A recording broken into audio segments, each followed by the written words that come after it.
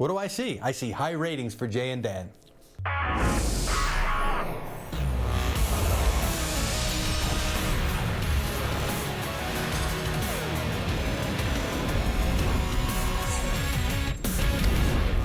would have to agree with Mike Garafolo, our NFL analyst, who will be joining us later in the show. Even though we're mailing it in, as we always do our last show of the week, this show is going to have boffo big ratings. Boffo. I haven't heard that. Boffo ratings. I haven't heard that word in a long time. I love that word because the ratings are going to be huge because there was so much happening in sports on Thursday, Dan. And we're actually going to begin with the Eastern Conference Final. That's right. The Tampa Bay Lightning on the verge of going to play the Dallas Stars in the Cup Final. One problem, New York Islanders and their tedious form of play were in the way. Game 6, Brayden Point back in the lineup. When he plays this series, the Lightning perfect 3-0. New York coming off a Game 5 double overtime win, so they're looking to force a Game 7 early first. Devon Toews gets the puck, the wraparound, the old classic wraparound. It works. His second of the playoffs. Isles up 1-0. Are they going to do it? Nikita Kucherov. Unbelievable stick work dangle. It's a shot. The play continues. Initial shot stop. Victor Hedman has been unreal. That's his 9th of the playoffs. Ties him for 3rd most goals by a defenseman all time in a single playoffs. It's tied at 1 after a period. Point clearly not 100%. He gets a massager out. I always think you see those things advertised on Instagram. They're always on sale. Lightning on the power play. Point in front. Stopped by Semyon Varlamov. Then stops Mikhail Sergachev. Couple of huge stops. Keeps it tied at 1. Other way, Jordan Eberle, our good personal friend who did not invite us to his wedding. Andrei Vasilevsky stops him. Eberle was the overtime hero in the last game. Anthony Cirelli enters lead collide. Cirelli returned for the 3rd. Barry Trotz on who has more pressure in Game 6. We have 1 life left. They have 2. So I don't know. You tell me which has more pressure. Late 3rd, still 1-1. Varlamov. He's looking the other way. Andre Palat can't beat him. 41 saves for Varlamov through 3 periods. You knew this game would require overtime. Isles, a man down. Brock Nelson in alone. Vasilevsky, Fermez, Laporte.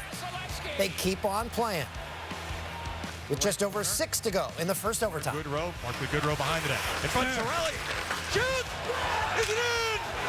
Score! Score! Is it in? Is it in? Cirelli! Cirelli! Yep. The Lightning win it! It's over! Stanley Cup Final! Here come the Lightning! Would it have been great? The color guy wasn't so sure. Phil Esposito wasn't so sure. It would have been great if it wasn't a goal. It was. Like, I'm sorry, I was wrong. They touched the trophy. They even brought it back to the room. Cirelli scores the overtime winner, and here he is now.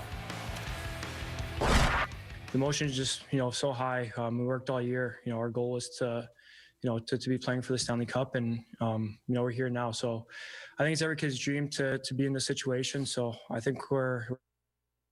So you guys picked up the trophy. Yeah. Who negotiated that, Alex? We just talked about it quickly after. I know in 2015 we didn't touch it. We're not too superstitious, but we just thought, screw it, let's grab it. We're going to celebrate this and hopefully celebrate another one after that. I like it. You should celebrate. You don't get a lot of trophies in life. Well, at least I didn't. So it's the Stars. It's the Lightning. 2 storm systems. Our Lightning's a storm system. Of course it is. Dallas won both games in overtime, and Andrei Vasilevsky struggled for the Bolts in their 2 previous meetings. Okay. There you go. The Cup Final begins Saturday, 7:30 Eastern. Dallas, Tampa. We've got a final. There you go, Dan. You don't get many trophies. Here's one for you. Thanks, bud.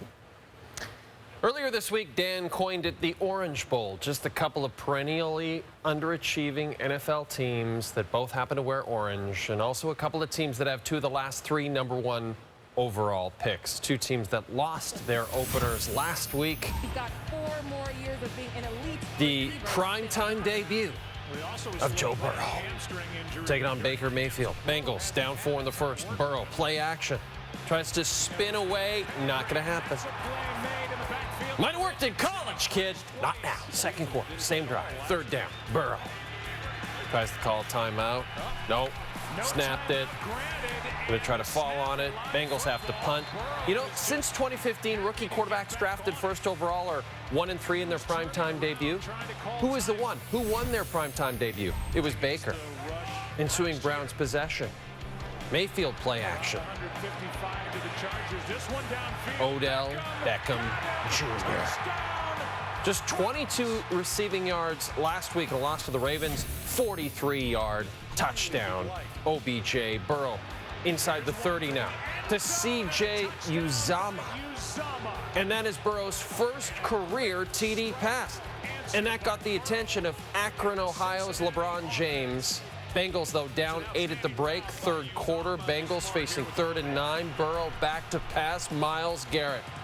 Fresh new contract extension. Knocks the ball loose. Really rocked Burrow hard on the play. That would lead to a Cleveland touchdown. Burrow and the Bengals are 0-2. The Browns get their first win of the year. The two signal callers, look at those numbers for Joe Burrow. 61 passes attempted, second most by a quarterback all time. Who is the first? Chris Weinke? What? That makes no sense. Joe Burrow, by the way, looks a little bit like a young Justin Morneau, I think. Maybe we could have a Are They Related at the end of the show. Tim, what do you think? I asked him. He said no chance. All right. One team will leave the NBA bubble with rings, but no matter what happens to the Miami Heat, Jimmy Butler is going to be leaving Orlando with America's next name in coffee. Big Face Coffee. We've told you about Butler selling coffee from his room at Disney and selling a lot of it. And now his coffee brand that's been around for a bit is getting massive exposure from all eyes being on Disney as he wears Big Face Coffee shirts in almost every game. Why rep a brand when you can be a brand? Brilliant, really. It's the Celtics and Heat Game 2, Eastern Conference Final. Heat took Game 1. Kemba Walker shooting just 28% over his last 3 games. Supposedly, he's had inquiries about franchising, even though he doesn't have a store. Only in his hotel room. Maybe all the franchises could be in hotel rooms. Walker called this play terrible after Game 1. Feeds Marcus Smart underneath. Walker had 7 assists. Celtics went up double digits. Walker steps back on Bam Adebayo. Walker scores 14 in the half. Boston led by 13. Third quarter. Adebayo off a miss. Tyler Hero drives, spots him, and the oop end of the alley. Hero goes baseline, feeds Adebayo, and 1. Adebayo, 15 in the frame, 21 for the game. Also had 10 rebounds and 4 assists. Final seconds of the quarter, South Kamloops High School's Kelly Olynyk banks in a 3. Heat outscore Boston by 20 in the third. Fourth quarter, Jimmy Butler. Oh, what a save. Back to Butler. Oh, wow. Dragic now, 5 to shoot. Lost it momentarily. Pulls back. Dragic a three-pointer. Bang! Goran Dragic from downtown. And the Heat lead by 5. Smart to inbound. Ball pumped away by Butler. Butler with the steal. Butler back to Crowder. Banks it home. Jimmy Butler with another huge defensive play. Butler had 4 steals, Celtics 20 turnovers, but they were only down 3 in the dying seconds. Jaylen Brown, great look. This is for the tie. Now, Heat take a 2-0 series lead. They're now 10-1 in the playoffs. And post-game, Gary Washburn of the Boston Globe tweeted, Marcus Smart is screaming in the Celtics locker room. There's a bunch of arguing going on. Smart comes out to say, y'all on that blank, and further screaming could be heard from the dressing room. Smart did not speak to the media, but Jaylen Brown did. That's why we love Marcus. You know, he plays with passion. He's full of fire, and that's what I love about him most, to be honest. You know, he has that desire and that will, and we need him to continue to have that. You're not supposed to be happy we down 0-2, but nothing out the ordinary. Just talking about the game. It's cool. Gotta get ready for the next one. Nothing happened in the locker room. I don't know what you're talking about, to be honest. You know, we'll be fine. We'll be fine. That's how you get rid of rumors. Nothing to see here. That's right. LeBron James making his 11th career conference finals appearance. That is more than 21 current franchises. It is Game 1, Nuggets and Lakers, Friday night, and you can only see it on TSN. And after Thursday's first round of the U.S. Open featured lower than expected scores, noted golf reporter Robert Lucetich said, "This ain't your daddy's winged foot." To which I replied, "No, this is my daddy's winged foot, and I'll thank you to no longer ridicule my father's foot deformities." I guess this is also an opportunity to reveal that I was adopted. Tiger Woods' best finish in 4 starts since the pandemic, tied for 37th at the PGA Championship. 1 over for the day on 8. This is the dreaded winged foot rough, and that's not so great. I like that Tiger gets upset on the course. Makes me feel better about myself. From 39 feet on 16. 5th birdie of the day for Tiger, but on 18, after coming up short of the green, Tiger, the wedge, no, that's not what he wanted at all. That would lead to a double. Tiger finished 3 over with a 73. 8 shots back of the lead. Here's Dustin Johnson, best player on tour, winner of the FedEx Cup. Misses a short bogey putt. That double will drop him to 2 over. Tee shot finds a divot here. The approach on 16. Not even on the green. DJ would finish the day also 8 shots back after also posting a 73. Northern Ireland's Rory McIlroy. In his last 8 majors, he's a combined 16 over par in opening rounds. Started on the back 9, tee shot on 13 from 215 yards out. 4-time major champ. Beautiful finish with a 67. He is just 2 shots off the lead. Zach Johnson for birdie on 1. On this one, he's going to have to maybe go past the hole and have it come back down, and that's just what he's doing. Let's see if he got it right. There's a little bowl in the middle of the first green, and that is the way you do it. Zach Johnson. Right? Not too shabby. He finished the day even par. He's 5 back. 2018 Masters champ, maybe the most popular player on tour. Patrick Reed, par 3 7th. Beautiful shot. I'll say he jarred it. 3rd ever ace at winged foot for a U.S. Open. Shot a 4 under 66, Justin Thomas. Only 1 top 10 in a major since winning the 2017 PGA Championship on 11, 3rd straight birdie. He's at 4 under. And then on 18, 25 feet, he shot a 5 under 65. And Justin Thomas is your leader after the first round of the United States Open Championship with that 5 under 65. You're wondering about those Canadians that played together. Corey Connors, Adam Hadwin, Mackenzie Hughes. Hadwin and Hughes, a shot behind Connors. Connors sitting at 1 over 71. Taylor Pendrith, the 4th Canadian, also shot a 1 over 71. It was an historic opening round at winged foot for Justin Thomas, Patrick Reed, Thomas Pieters, and Matthew Wolff. In fact, they joined Fuzzy Zeller as the only players to ever shoot 66 or better in a round at a U.S. Open held at winged foot. Second round coverage is coming your way today, this morning, 7:30 a.m. Eastern Time, right here on Canada Sports Leader, TSN. Jays and Yankees, New York with 33 runs on the first 2 games of the series. They needed 15 more, and it would break the Jays franchise record for most runs allowed in a 3-game series. Bottom 4, 3-2 Yanks, Brett Gardner. Man on. Yeah, ball gone. Yankees' 14th home run of the series, 5-2 New York. Next pitch to DJ LeMahieu. For 6 on Tuesday, hit 7 last night. Oh, other way, it's gonna right. This one is pretty well hit, and it's drop it. Back to Becky, Teppy. Very next pitch to Luke Voigt.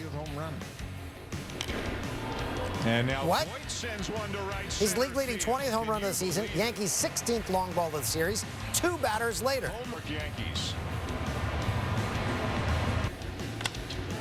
High fly ball, right field. There it goes. They've done it again. They set a big league record. 17 home runs in 3 games. Giancarlo Stanton hits the Yankees' 4th home run of the inning.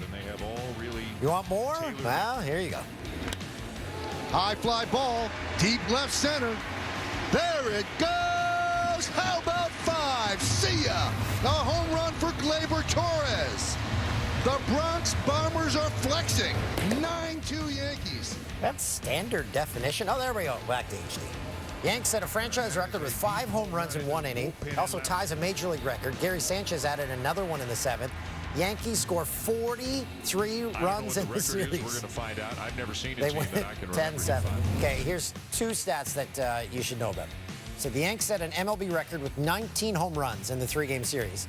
And for the first time since full pitch data was available in 1988, the Yankees were the first team to record home runs on back-to-back-to-back pitches. Still to come, Masai Ujiri met with the media Thursday to discuss his future with the Raptors. That's next.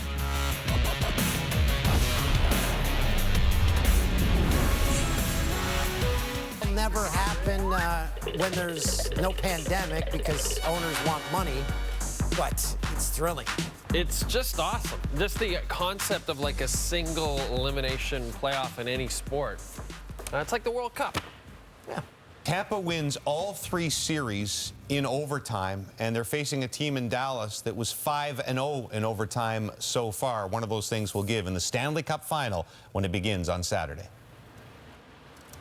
Nice haircut, Duffy. You told him.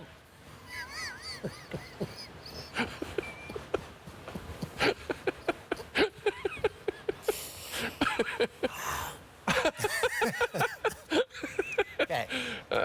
Toronto Raptors president Masai Ujiri met with the media Thursday and faced a lot of questions about the future, including his own as he enters the final year of his contract. Josh Lewenberg. Entering a crucial offseason, the Raptors have already checked off an important box in extending head coach Nick Nurse, but there are still big decisions to be made with Fred VanVleet, Serge Ibaka, and Marc Gasol hitting free agency. But the cloud hanging over it all is the uncertain future of the man who will be making those decisions, Masai Ujiri, who's going into the final year of his contract and says he's yet to engage in discussions on a potential extension. We will address it when it's time to address it. It's not something I'm going to do in the media and publicly with respect, but I know I haven't had conversations. It's been it's been an obligation for me to take care of my leadership team. Obviously, starting with Nick Nurse, and super excited about that. Yes, Nick Nurse will be concerned about me. He will be concerned about leadership, but he knows. I think he understands. Where we stand with this. Fred is a priority, a big priority, like Serge had an incredible run. Marc Gasol brings so much to our organization, and we have our young players coming up with Chris Boucher, and Randy too is a free agent, and he found a niche on our team. Despite a disappointing end to their season, Ujiri praised his team for their efforts inside the bubble. And not just on the court. He was proud of the way they and the rest of the league's players took a stand in the fight for social and racial justice. It is important for us now to have a voice, because we don't know when that voice might not be there. Now we have a voice. It's what the players talked about, it's what you talk about, it's what we are all talking about. We have to have it now. It's very, very important. All the rest of the issues we have to be in front of. We cannot run away from. But to me, we know what the 2 pandemics are now. We have COVID and we have racism, and Black Lives Matter. That's important for us. So haven't even engaged in talks on a contract extension yet. Neither have we. Yeah. Hey Dan, week 2 of the NFL is underway, and for the latest news and rumors from around the league, let's bring in our very favorite NFL insider, Mike Garafolo. NFL Network star reporter Mike Garafolo. There isn't a nicer guy on the planet than our NFL insider Mike Garafolo. He is tanned, he is rested, he is ready. He is Mike Garafolo. And Mike, Saints wide receiver Michael Thomas, star wide receiver for the Saints, did not practice Thursday. It's an ankle injury. What's the timeline on that? And can the Saints possibly replace his production? The timeline is supposed to be, 2 to 4 weeks at the minimum.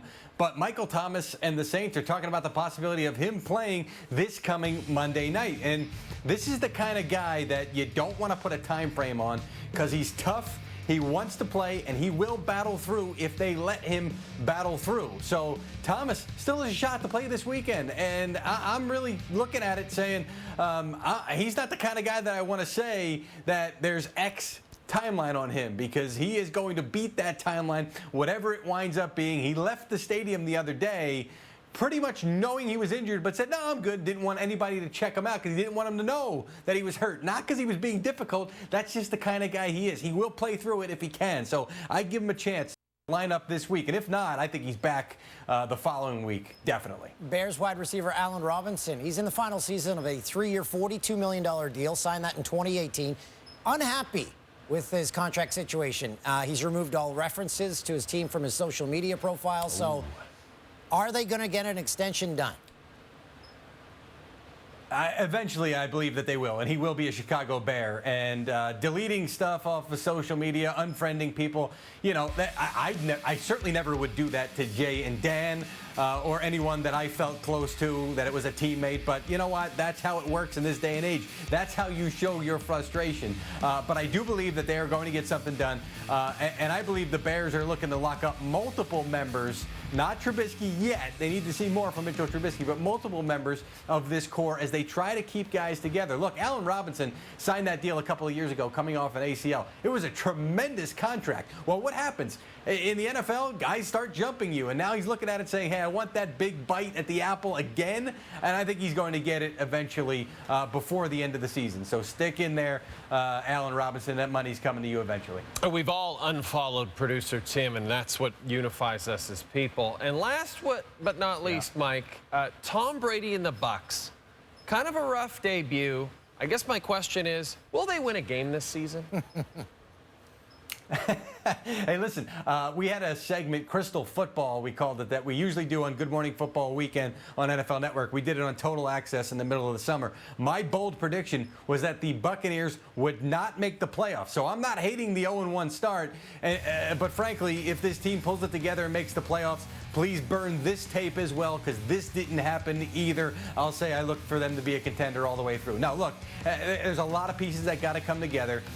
Tom Brady and Bruce Arians need to get on the same page with the offense. These are all the reasons that I looked at it and say, hey, I don't know if they're going to click right away. And the other thing is, in Arians' offense, you've got to hold the football a little bit longer. So Brady better be prepared to take some shots as well. I do think they bounce back quickly against the Panthers this weekend. But this could be one that could have some fits and starts for Brady and the Buccaneers. I will tell you this, I don't sense any panic down there. I just sense determination to get back on the right page. Everybody get on the right page and get this thing rolling. He's the only man we know that has a crystal ball. He's Mike Garafolo. It's right here. What do I see? I see high ratings for Jay and Dan, especially in this segment. I'd have to agree. And especially after a drone landed in the outfield at Wrigley, we're counting down other strange delays in the SportsCenter Top 10. A ratings winner.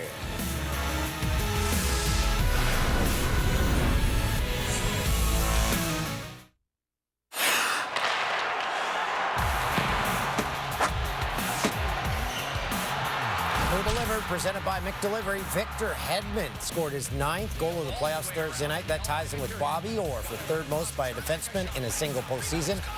He has 6 goals, or 5-on-5, compared to only being on for 4 goals against. He definitely delivered. Mentioned Bobby Orr. Nabesy, who's doing our audio tonight, his dad used to be Bobby Orr's defensive partner. You know what's cool, too? Anytime you tie Bobby Orr in anything, what an achievement as a player. Yeah, Victor Hedman, best defenseman in the league right now. Really enjoying those draft primers. The IIHF has approved a proposal from Hockey Canada to hold the 2021 World Juniors in a bubble at Rogers Place in Edmonton. No fan attendance, strict safety protocol. We will require each of the players on all teams to test before they leave home. They will test before they get on the charter or get on the bus to leave their country. They will test when they arrive in Canada. And currently, we've planned to test on a daily basis right through until their departure on January 6th. So originally, this event was supposed to be in Edmonton and Red Deer. Yep. They're going to push that Edmonton and Red Deer hosting to next year with the hopes that they can have fans in Red Deer and fans in Edmonton for that. But for now, it'll be in the bubble. And then the one in Sweden was supposed to be in 2022. It's pushed to 2024. Russia's going to host in 2023. Yeah. Let's play it day by day at this point. Just like life. The accolades for Alphonso Davies' great season continue to pour in. 19-year-old Canadian has been nominated for Best Defender in the 2019-2020 UEFA Champions League season. Davies had 4 assists in 8 Champions League appearances, while Bayern Munich posted clean sheets in 5 of those matches. This guy, the only person having fun in 2020. Yeah, that's true. Looking back at 2020, he's the only person who's going to look back and say, this is a pretty good year. Well, him and Tim, producer Tim. I think probably this has been the best year for our show, and Tim is the architect of that, and I know he's very proud. When we return, the Emmys are going to be virtual this year. The Jannies have always been virtual, and both are hosted by Jimmy Kimmel. Jannies. Let's unpack these. Joe Burrow mix up with the center. Ball snap. He wasn't looking. Dive on the ball. Okay, tried to call a timeout. There's no crowd. Well, I guess there were fans there. There were about 6,000 fans. No fans at the United States Open at Winged Foot, so they didn't get a chance to see this incredible birdie putt from Zach Johnson. Middle of the first green, and that is the way you do it. Yes. Johnson. Oh, that's like Tiger shot it. This is very interesting. Josh Donaldson. Oh, boy. Deep down the left field line. Now, when he crosses home plate, he covers the dish with dirt. Dan Bellino tosses him. Donaldson comes back and puts more dirt on there. Diffuse that situation. Let Donaldson focus back in. On to Kucherov. Tampa Islanders. Tampa power play. Semyon Varlamov. A couple of great saves there. Then Hedman. Then Kucherov. Then the Isles. They're going home. Kucherov. Will Zalatoris. Nice. A couple incredible shots on par 3s. This one on 7, 2, and then wow. He aced it. Then on 13, another perfect shot. That's an interesting swing. And this one hits the pin. Oh, man. That was fun. Italian Open. Match was delayed because of a power outage. Yeah. Lights went out for over half an hour. Hey, here's an idea, Italian Open. Maybe get a generator. When the lights. Joe Burrow, quick pass to his tight end. Drew Sample. Oh. Whenever you make a one-handed grab, you're going to make the Jannies. That's not a small sample size. Jose Ramirez with a ground ball, and that's doing everything he can to drive in this run, throwing the bat at the ball double-digit runs to make contact for Cleveland. Okay. And that's the Jannies. Long one. You cold. Chilly here. So this studio it's out of control. It's too hot one night. We're sweltering. And then tonight, we're chilly. It's Goldilocks. We need a happy medium. Something just right.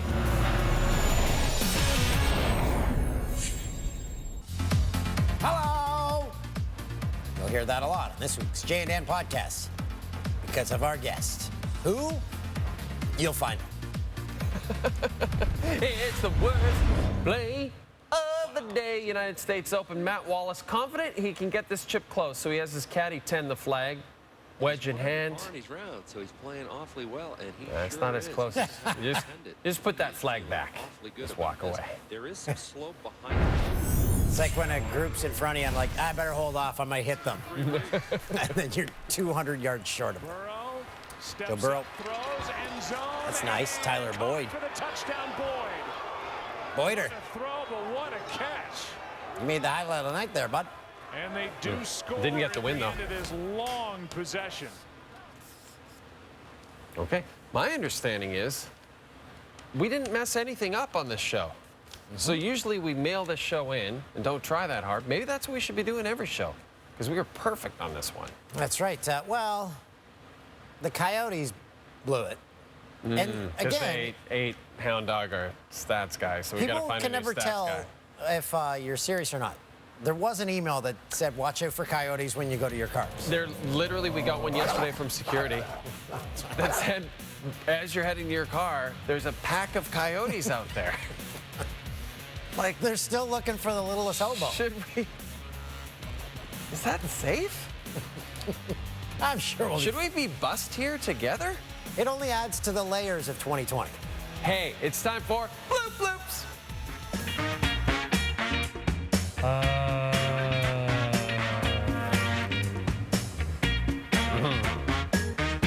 Action.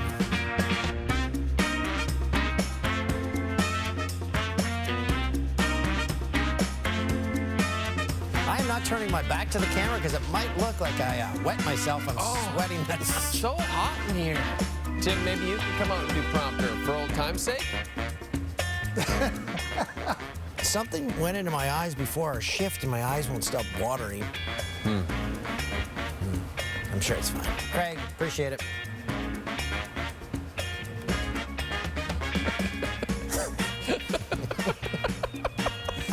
How fitting.